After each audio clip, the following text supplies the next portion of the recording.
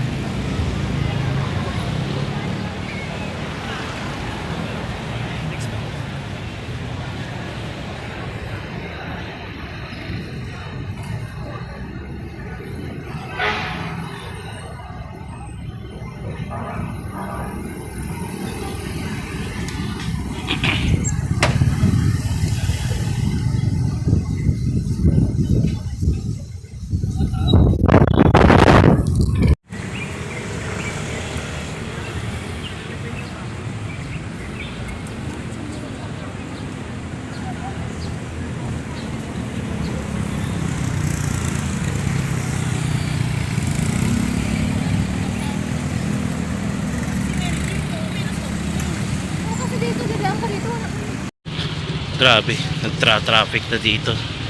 Dahil nag-uuwian na yung iba. Dahil sa lindol.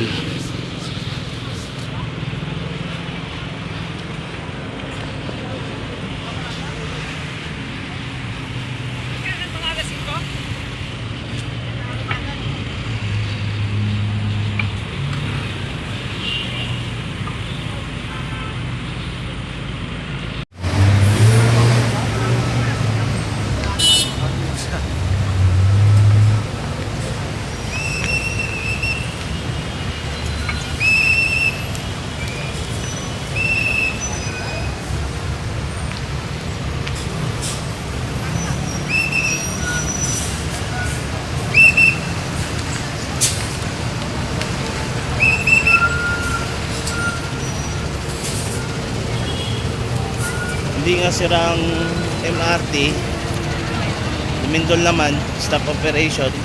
So parang balik lang din sa last week nung walang operation ng MRT. Punong-puno ang mga bus.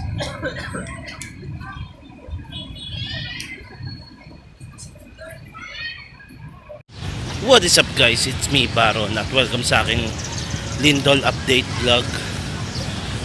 Mga siguro 30 minutes ago lumindol, 5.7 magnitude mula dun sa Pampanga o sa Bales.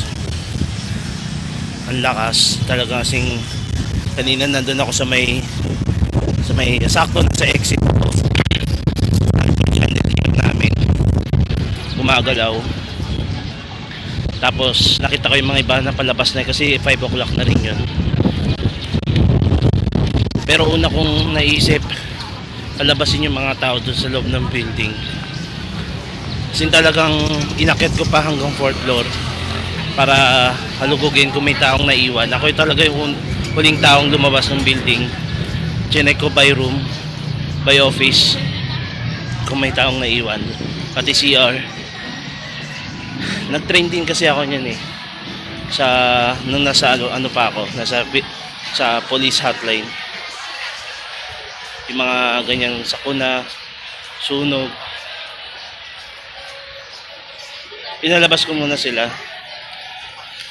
Grabe.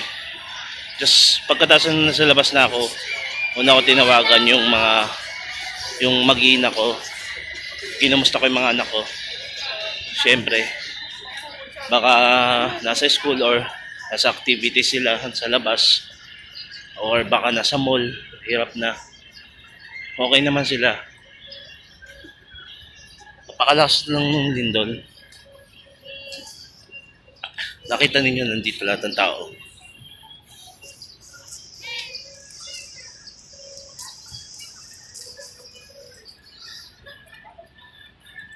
Nasa labas ngayon lahat ng tao. Napaka-traffic ngayon dahil maaga na lang nag-uwian yung iba.